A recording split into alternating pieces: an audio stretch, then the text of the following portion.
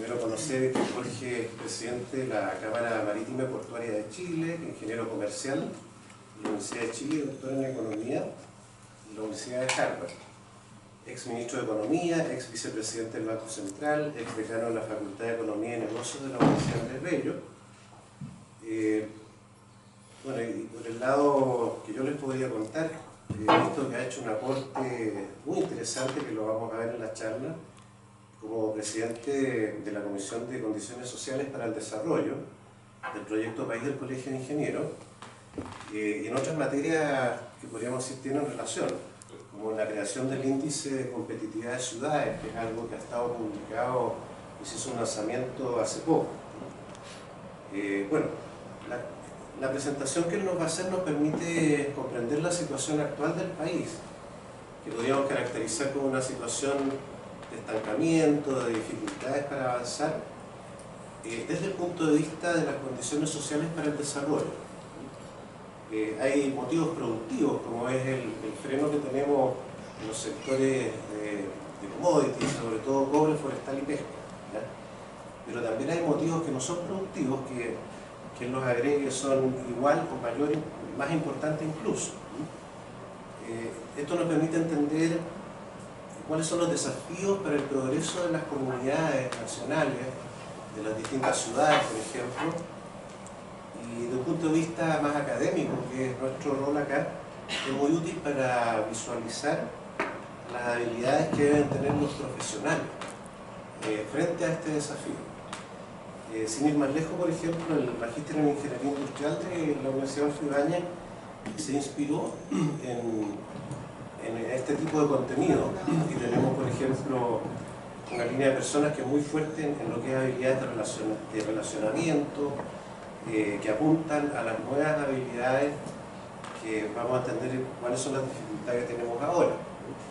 Y también, cierto, esto permea a todas las áreas que son más duras, no solamente el área personal, lo que es gestión de operaciones, logística, economía, finanzas, tecnología e innovación, gestión estratégica y organizacional, están alineadas con entender, cierto, que tenemos dificultades en las condiciones sociales que se suman a las productivas y se podrían traducir en que el país necesita pasar de ser un productor de commodities barato, que ya no los puede producir barato, a tener una oferta de productos y servicios diferenciados en un mercado global.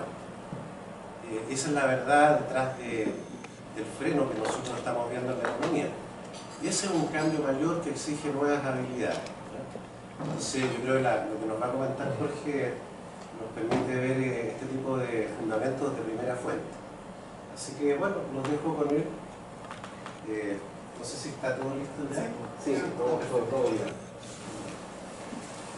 Bueno, buenas tardes. Buenas tardes.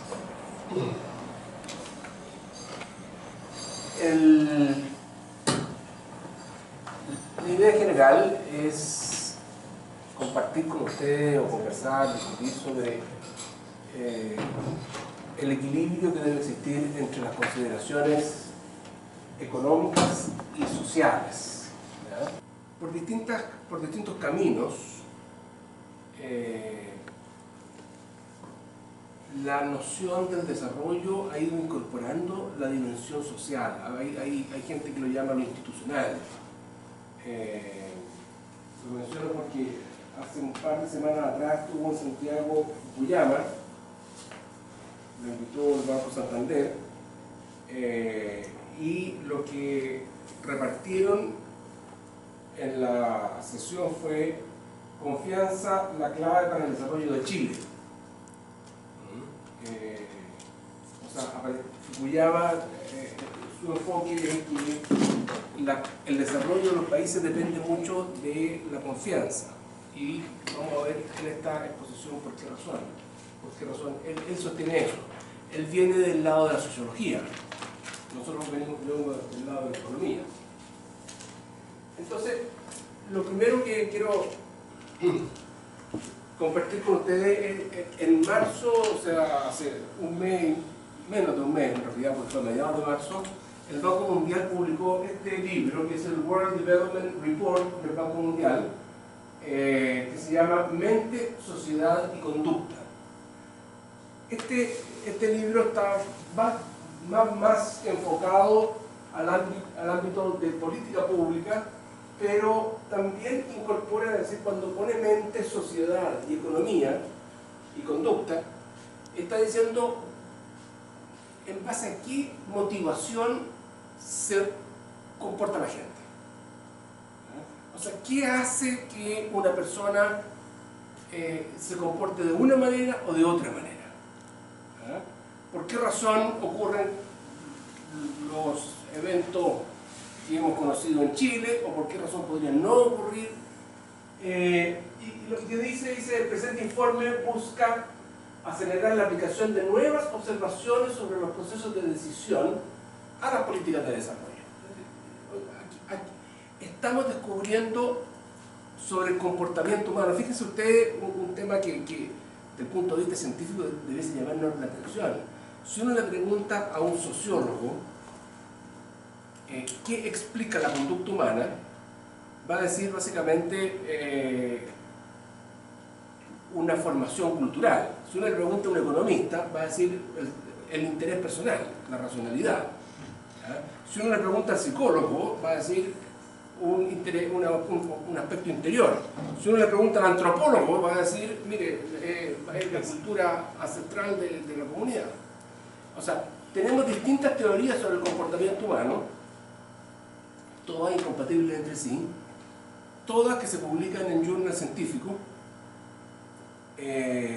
al menos, si son 4, al menos o hay 3 malas o la verdad está entre medio, pero probablemente la verdad está entre medio. En el World Development Report se plantea, dice, aún no se conocen con certeza los temas, pero en el fondo dice, acá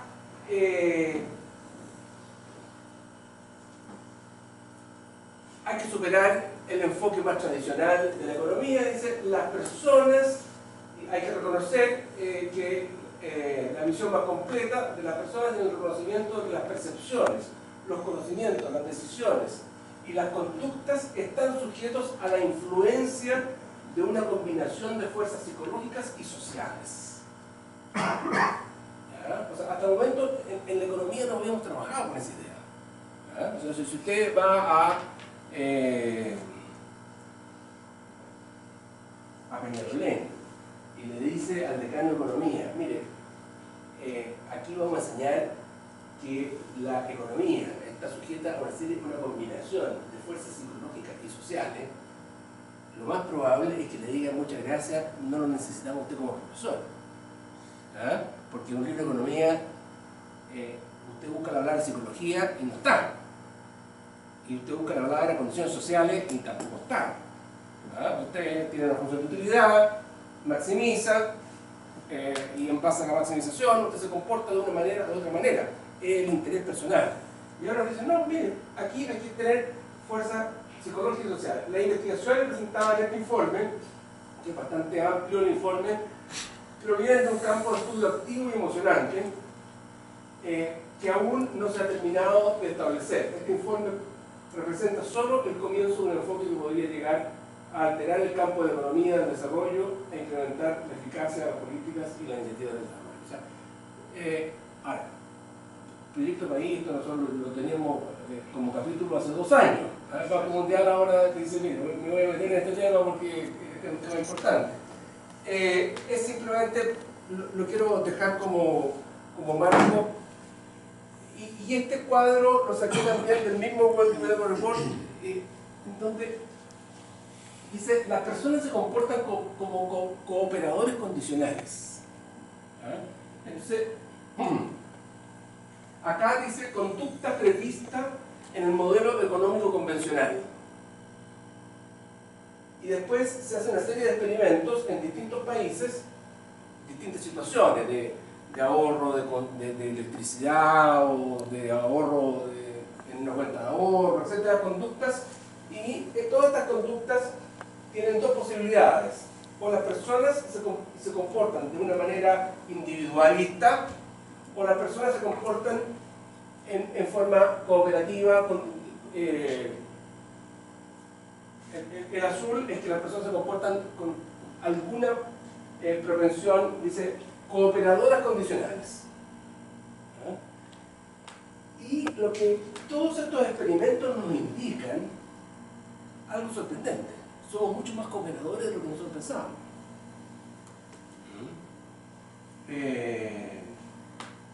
O sea, todas las líneas, las columnas azules superan a las verdes. Entonces, la idea es descubrir esto, ¿qué importancia tiene para el desarrollo esto? Esto puede tener distintos tipos de importancia para distintas cosas, porque estamos hablando del comportamiento humano.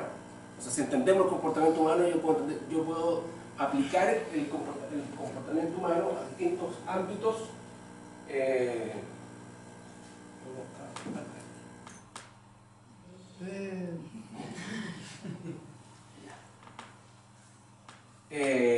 Si entiendo bien el comportamiento humano, lo puedo aplicar a cualquier tema, ¿ya? Entonces, ese es esto es del World Development Report publicado hace poco, y hay una serie de otros experimentos gráficos que no lo voy a mencionar ahora, pero creo que es de interés. Hay un resumen en castellano y el documento completo en inglés. Lo que yo quiero hacer es decir, en toda sociedad hay ciertas condiciones sociales. Y quiero referirme un poquito, uno puede caracterizar esto de distinta manera, pero hay ciertas condiciones sociales, y esas condiciones sociales influyen en el comportamiento, que es lo que recién estábamos mirando y lo que el World Development Report nos dice. De acuerdo a cómo sea esta influencia en el comportamiento, esto va a influir o va a derivar a el desempeño económico y social. O sea, la sociedad va a evolucionar en una trayectoria distinta de acuerdo a cómo sea esta secuencia.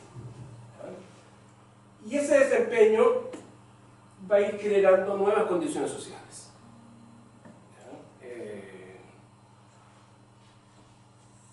A su vez, cada una de estas condiciones sociales iniciales, el comportamiento y el desempeño, pueden generar un proceso de innovación, el cambio. Aquí está la posibilidad de cambiar. Como si yo quiero generar nuevas condiciones sociales, no me basta pensar en la inercia de las condiciones sociales anteriores, porque normalmente lo que ocurre arriba, en la secuencia, en la primera secuencia, es una inercia que se reproduce. O sea, lo que yo voy a tener acá es un fenómeno muy parecido al que tengo acá. O sea, si tengo una sociedad de mucha desconfianza, aunque yo parto de acá con desconfianza, lo que voy a tener es un comportamiento poco cooperador. Si tengo un comportamiento poco cooperador, voy a tener un cierto desempeño. Ciertos mercados van a evolucionar de una manera y ciertos mercados van a evolucionar de otra. Y como tengo un desempeño X, eso me va a generar nuevas condiciones sociales que normalmente van a ser una reproducción de las condiciones iniciales. A no ser que en todo este proceso yo logre intervenciones y políticas innovadoras, innovaciones. O sea, ¿cómo puedo introducir cambios de modo que las nuevas condiciones sociales sean distintas a las condiciones iniciales? Entonces, el plan que yo tengo para esta exposición es, primero, referirme a las condiciones sociales iniciales. O sea, ¿cómo podemos caracterizar las condiciones sociales iniciales? Luego, ver el ámbito del desempeño y el comportamiento. O sea, ¿cómo podemos analizar esta relación? Y en tercer lugar, ¿cómo podemos analizar esta otra relación? O sea, ¿cómo podemos innovar? Entonces, esas son como las tres fases de lo que yo quiero plantear.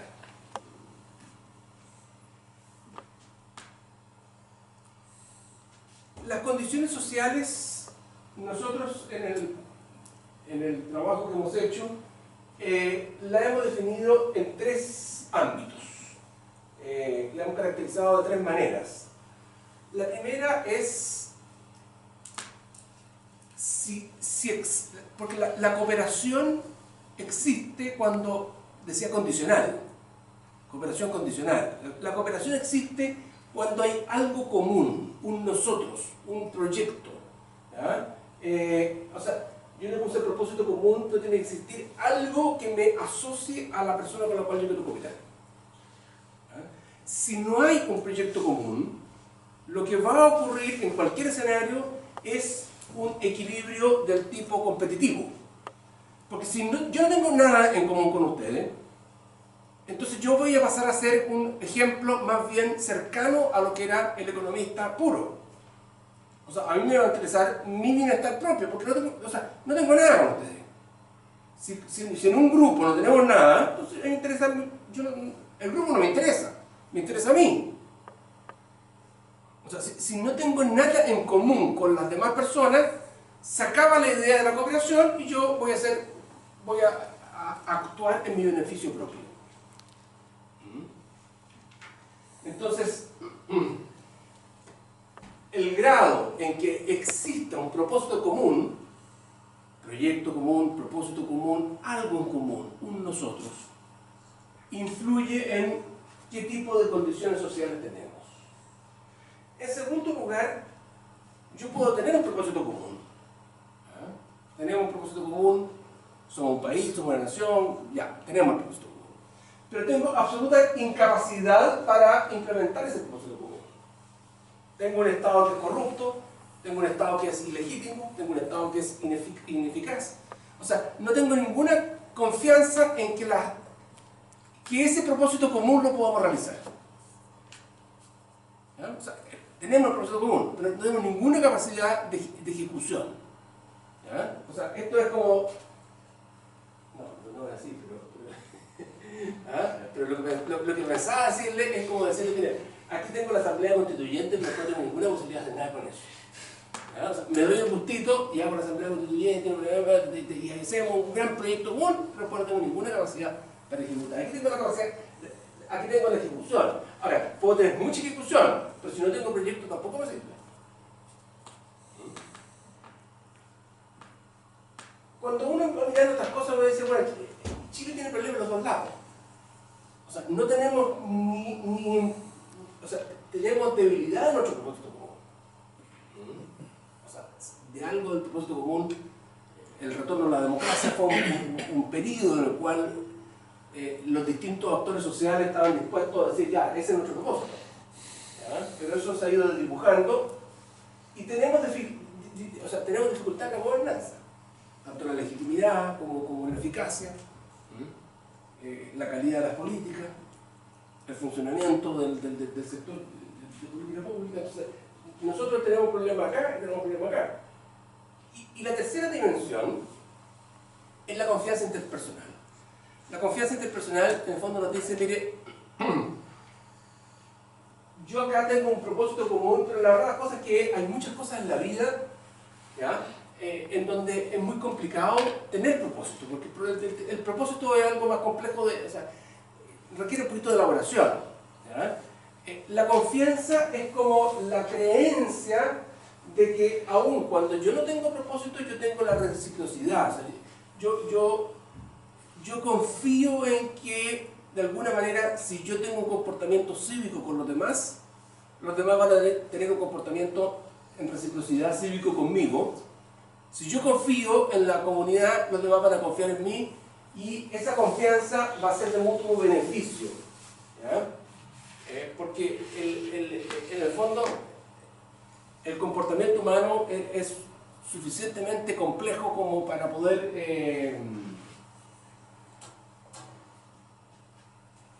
o sea, cuando yo estoy vendiendo algo, comprando algo, pidiendo un servicio, comprando un servicio, esto me facilita la operación. ¿Ya? O sea, me aumenta las posibilidades, las oportunidades que tengo. O sea, hay muchas interacciones humanas que están en este nivel, no tienen por qué estar en este otro nivel. ¿Ya? O sea, el propósito común se refiere más bien a ámbitos que son de más acción colectiva. Estos son más de acción de grupos más pequeños. Y acá también tenemos problemas. O sea, si uno analiza, a ver, esto, yo he hecho esta definición de condiciones sociales, agrupado en estas tres categorías. Muchos autores enfatizan esta, hay otros autores que enfatizan esta otra. ¿Ya? Esto lo he hecho en base a la literatura, pero hay distintos autores que enfatizan distintas dimensiones. Respecto del propósito común, todas las encuestas indican de que nuestra sociedad no percibe que hay un propósito. ¿Ya? Este es el World Value Survey. En Chile, un 73% de las personas consideran de que el país es conducido por un grupo poderoso en su propio beneficio. O sea, la noción de que el país de alguna manera responde más bien a una élite y no al país en su conjunto, es una dificultad. Porque eso lo que hace es que lo que va produciendo es que cuando yo tengo que actuar, voy a actuar en mi propio, o sea, la tendencia va a ser actuar en mi propio beneficio. ¿Ya? Pero si todos actuamos en el beneficio propio, perdemos oportunidades. ¿Ya? Ese es un poco la lógica. En Nueva Zelanda un 43% piensa lo mismo versus 73%. En Noruega un 27% piensa lo mismo. ¿Ya? O sea, países como Noruega consideran de que el país es conducido de acuerdo a cierta visión que integra, o sea, la conducción del país integra todos los actores. ¿Ya? Y eso nos marca una diferencia y nos marca un déficit. O sea, Chile tiene un déficit, ¿no? ¿Ah? Después vamos a ver cómo se resuelve esto, pero en el lado de la gobernanza lo voy a ver más adelante, pero aquí tiene que ver con la legitimidad. Hay algunas estadísticas en ese libro que también están en la web. Hay algunas estadísticas sobre la confianza de la gente en las instituciones, y en la confianza interpersonal están los datos. Lo saqué del libro que sacó el Santander Puyana.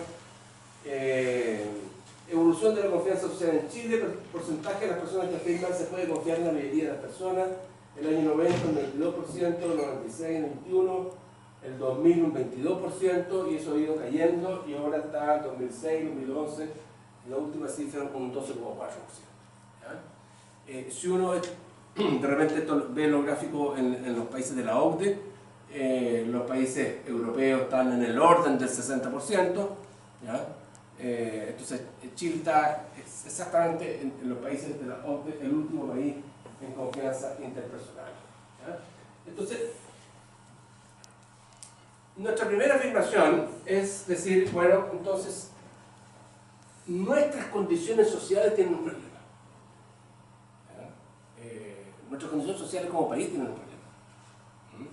O sea, no tenemos, la población no percibe que está en el mismo barco, no tenemos un mecanismo de ejecución que sea eficiente, legítimo, eficaz, y no tenemos un nivel de confianza que nos permita actuar en conjunto. ¿Ya? ¿Cuáles son las consecuencias? O sea, ¿cuáles son los efectos de esto? Tenemos distintos tipos de efectos. ¿Ya? Primero,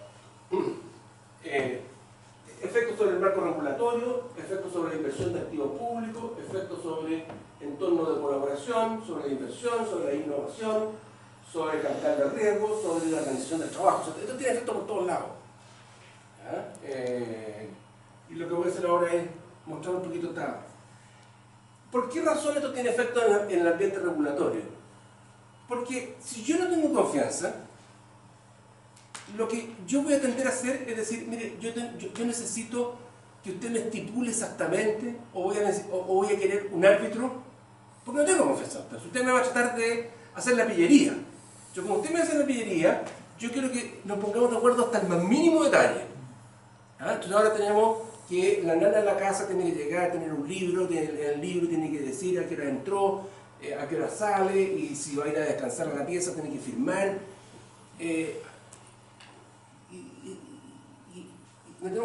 O sea, esa regulación probablemente no existe en otros países. Pero nosotros la tenemos. ¿Por qué? Porque la gente no confía. No confía de que llegue, no confía de que descanse, no confía. O sea, entonces, dado eso, tendemos a pedirle al Estado ¿ya? Que sobre-regule.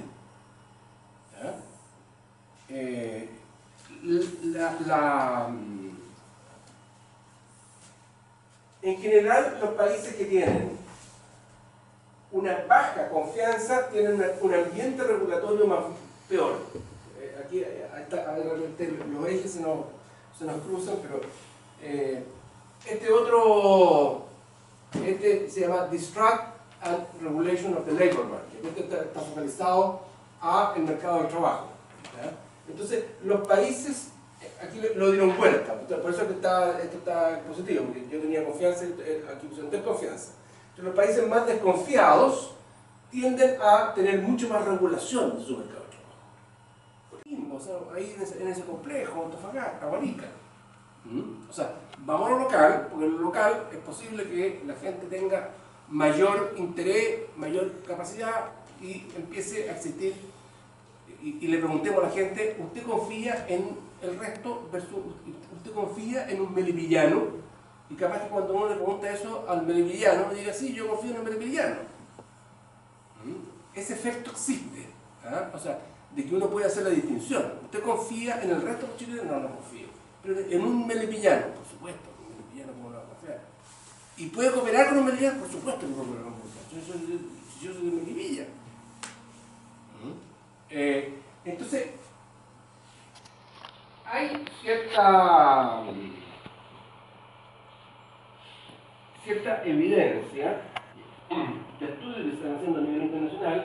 Este es un estudio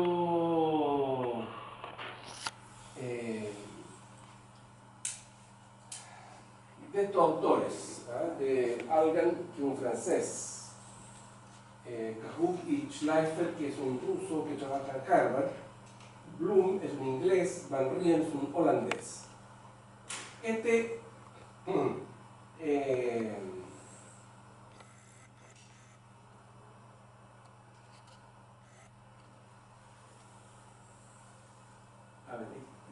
es índice general de descentralización en las decisiones entre la planta y el nivel central de distintas empresas.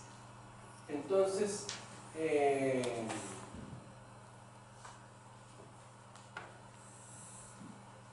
la pregunta es, ¿cómo son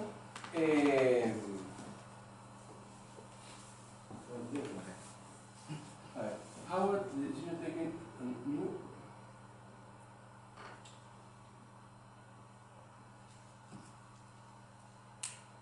Ok.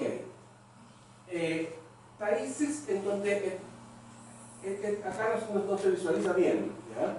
Pero en países donde hay mayor descentralización, ¿ya? Lo que va a tender a ocurrir, vamos a verlo inmediatamente después por los nombres de los países, es que el nivel de la planta funciona, es mucho más activo en la colocación de nuevos productos, ¿ya? Y eso está asociado a esto, que son los mismos autores. Esto es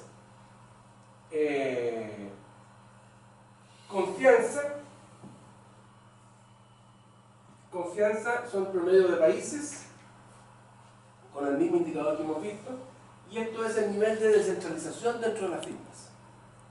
¿Ya? O sea, países donde hay mayor confianza tiende a haber mayor descentralización.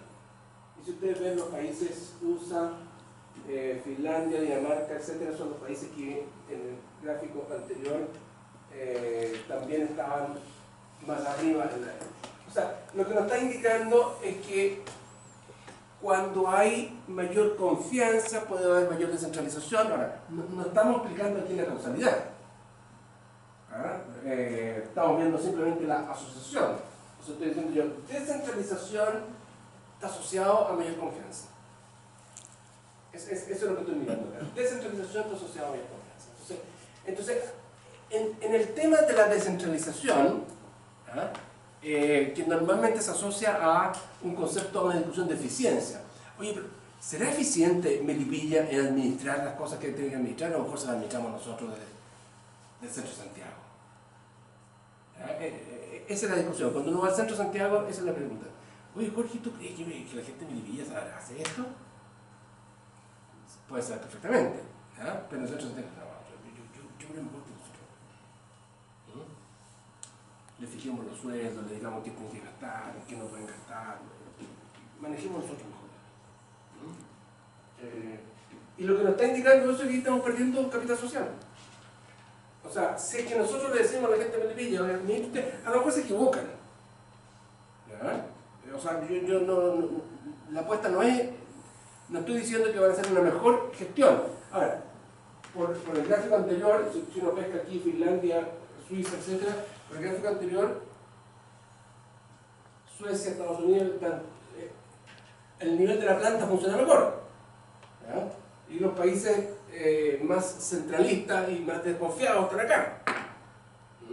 Pero no es esa la discusión. La discusión es que a lo mejor estamos perdiendo la posibilidad de introducir capital social. Entonces, esta es una segunda línea.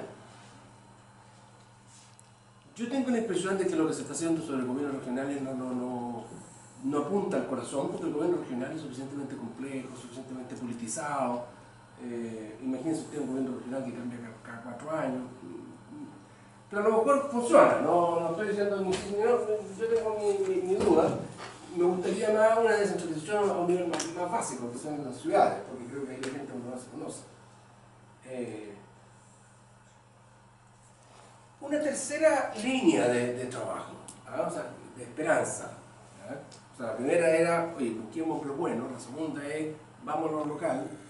La tercera es, renovemos la gobernanza. ¿Cuál es el sentido de renovar la gobernanza? Que un poco con la crisis que estamos viviendo,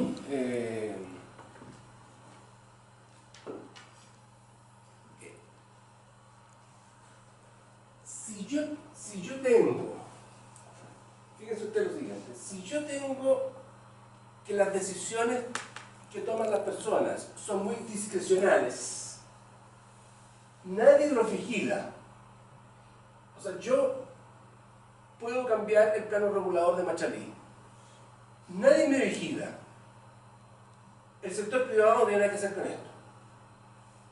Y no hay una planificación de largo plazo.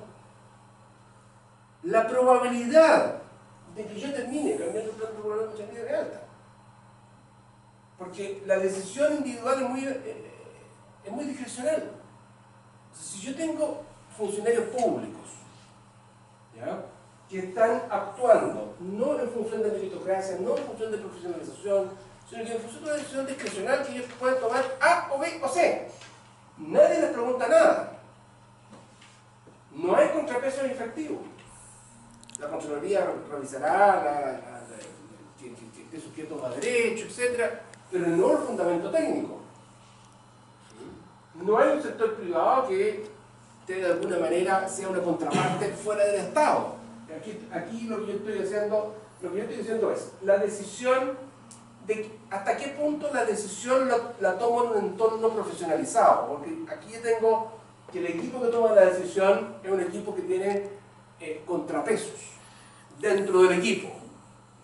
Pero además yo tengo contrapartes efectivas dentro del Estado, o sea, le reporto a un ministro, el otro ministro está vigilando, o sea, existen instancias dentro del Estado, dentro del Parlamento, que están involucradas en la decisión que yo estoy tomando a este nivel.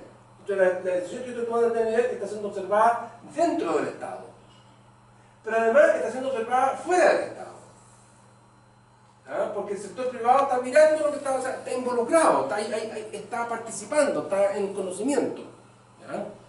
Entonces, la probabilidad de que yo termine haciendo algo indebido es muy difícil si es que yo tengo, primero, si yo aplico meritocracia en el nivel básico, si yo aplico contrapartes efectivas en el nivel intermedio, dentro del Estado, si yo estoy actuando en colaboración público-privada y si yo tengo una perspectiva de mediano plazo en el sentido que yo digo el país va para allá. Entonces la decisión que yo estoy tomando a este nivel no puede estar desvinculada de esto, no puede estar desvinculada de la relación que yo establezco con el sector privado, no puede estar desvinculada de las contrapartes efectivas o de los contrapesos. Esto es lo que se llama el accountability. Entonces tengo la meritocracia, accountability, colaboración, largo plazo. a mi juicio, estos son los 4 principios básicos de la gobernabilidad. O sea, si yo quiero ir al tema de la gobernabilidad, si yo digo, ya, perfecto. En mis condiciones sociales, yo no puedo actuar sobre la confianza, porque la confianza no la tengo, pero puedo actuar sobre los otros 2 puntos. ¿Ah? Entonces, lo que yo le voy a pedir es, en este esquema, o sea, en un esquema yo tenía la base es el actor prominente, o sea, no hay que buscar hombre bueno. En el segundo esquema me voy a lo local. En el tercer esquema me estoy yendo al Estado. O sea, yo digo, si yo hago una reforma del Estado, renuevo la gobernanza, yo podría generar mejores condiciones sociales. A partir de que el Estado empiece a funcionar más rigurosamente. O sea, la esperanza acá está en la modernización del Estado. ¿Sobre qué base? Sobre la base de que las decisiones se tomen en función de criterios técnicos, que tengan contrapartes efectivas, que tenga una colaboración de modo que el sector privado actúa como contraparte. O sea, en este ambiente es muy difícil que alguien haga algo que se salga de lo correcto. Es muy difícil, si todo esto funciona bien. Entonces, pero aquí la esperanza está puesta en el Estado. O sea, si somos capaces de modernizar la forma en que nos autoconducimos como Estado, esto puede funcionar bien. Y yo puedo modificar las condiciones sociales. ¿Ya? Hay otro autor que se llama Henry Mintzberg, que es un autor importante en el ámbito de la estrategia empresarial. Ha escrito varios libros sobre estrategia. Y ahora saca un estudio, Henry Mintzberg, que se llama Rebalancing Society, Radical Renewal Beyond Left, Right and Center. Y en este estudio lo que él dice es lo siguiente, dice, mire, el problema que estamos viviendo usted no lo va a resolver a partir del sector privado. El sector privado se comporta más bien en su interés propio, no es un generador de condiciones sociales. Y dice, lamentablemente el sector público tampoco, porque reformar el Estado va a ser imposible. O sea, el que tenga esperanza de lo que yo dije anteriormente, que mi enfoque, es muy difícil. ¿Ya? Aquí la única posibilidad es y dice, la sociedad actual es una mezcla entre el sector público y el sector privado. Pero dice, esa mezcla, el sector público y el sector privado, es una mala mezcla, porque genera, de alguna manera, ni el sector público ni el sector privado tienen la capacidad de tener una visión un poquito más balanceada. Y para tener una visión más balanceada, yo tengo que generar un sector que él llama el sector plural, que otros han llamado la sociedad civil, ¿ya? Que otros han llamado el sector sin fines de lucro.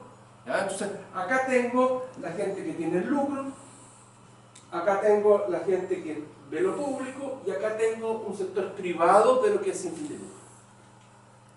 Entonces dice, la sociedad necesita generar en este sector, que podrían ser las universidades, podrían ser los centros de salud.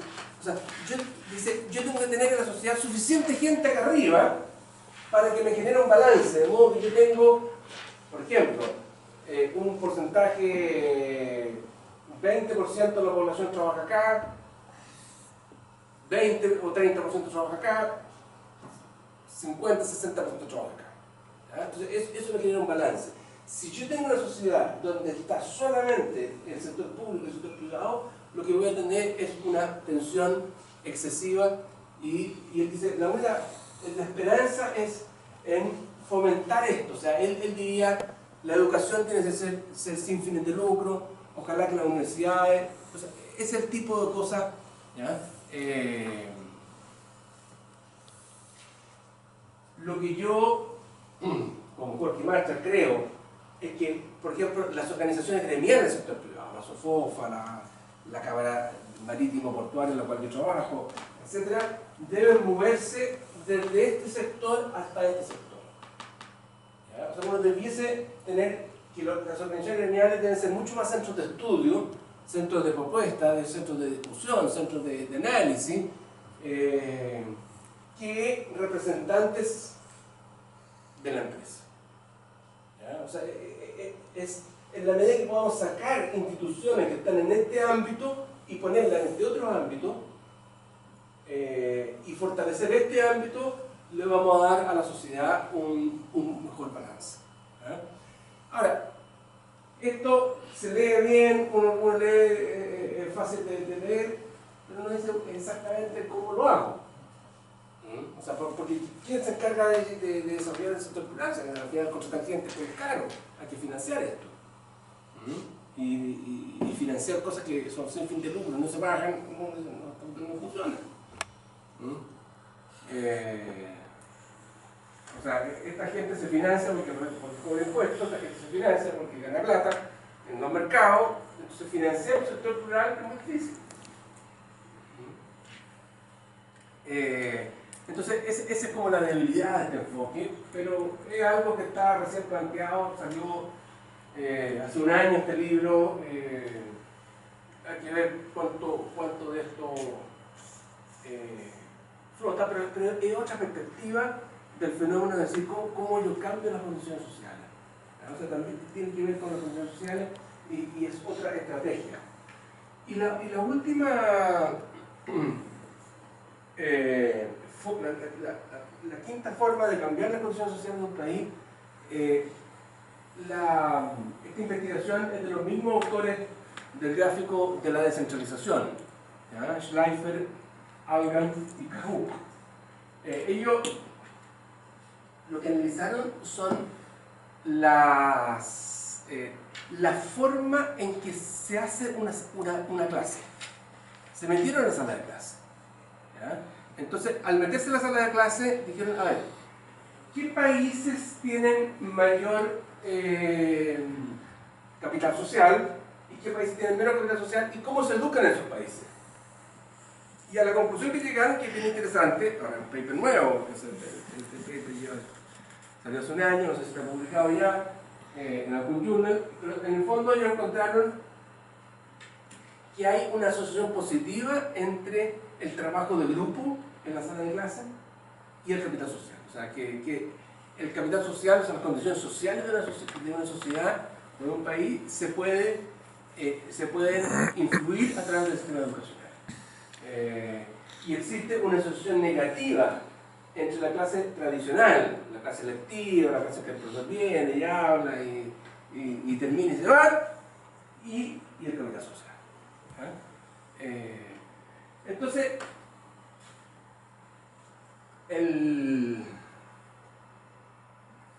vamos a dejar este como para orientar nuestra conversación.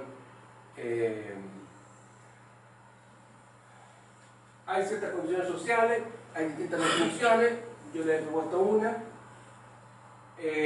Espero haberlos persuadido de que eso tiene sí efecto en el desempeño económico y social.